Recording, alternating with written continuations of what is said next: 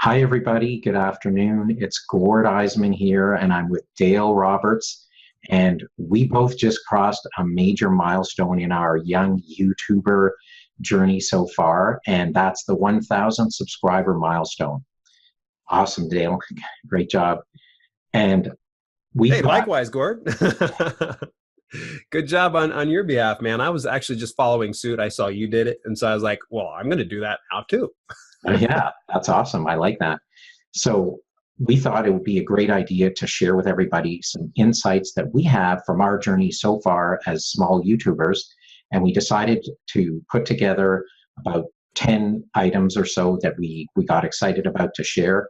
And we're just going to go through them one after another. And hopefully you find some good value out of this experience.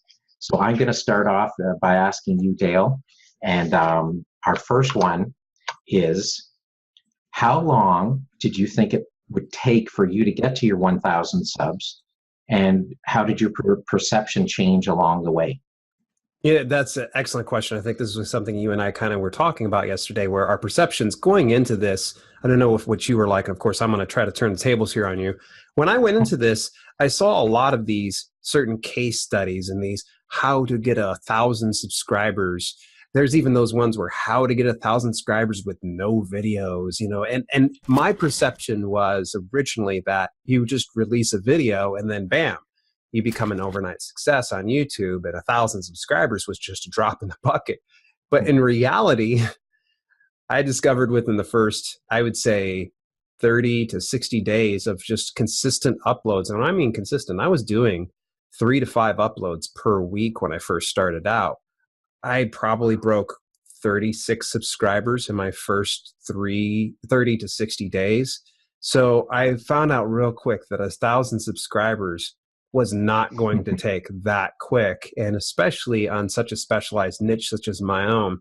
And when I finally committed myself to the task of doing this, I realized that, there are some people that can do 1,000 subscribers rather quick, but I think that those cases are far fewer than there are of people such as ourselves that actually have to get up and get and hustle and probably put up a lot more valuable content and really get out there and research our market. So my perception was it was going to be quick. In reality, it turned out it was going to be a little over a year before I saw the 1,000 subscribers, but I've learned a lot along the way. So what about you when you were starting out? What did you kind of see? Was it the same like me? And what did you find out in reality?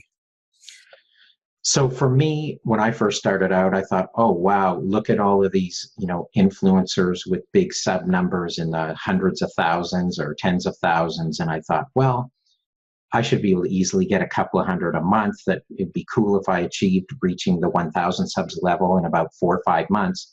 But then, like you described, I would, it's like, okay, there's no subs, and it's like 2, 3 days, and all of a sudden one came, and that eureka feeling when you see a new subscriber when you're Yeah. when you're just starting out, and you know, we get too attached to the stats in the early going, and that was kind of like very upsetting as a motivator.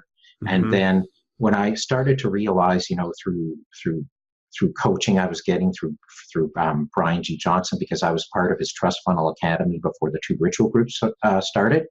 And I started to learn that, focusing on what was going on around me and what not happening with things that I couldn't control was just not a path to getting consciously on the right path.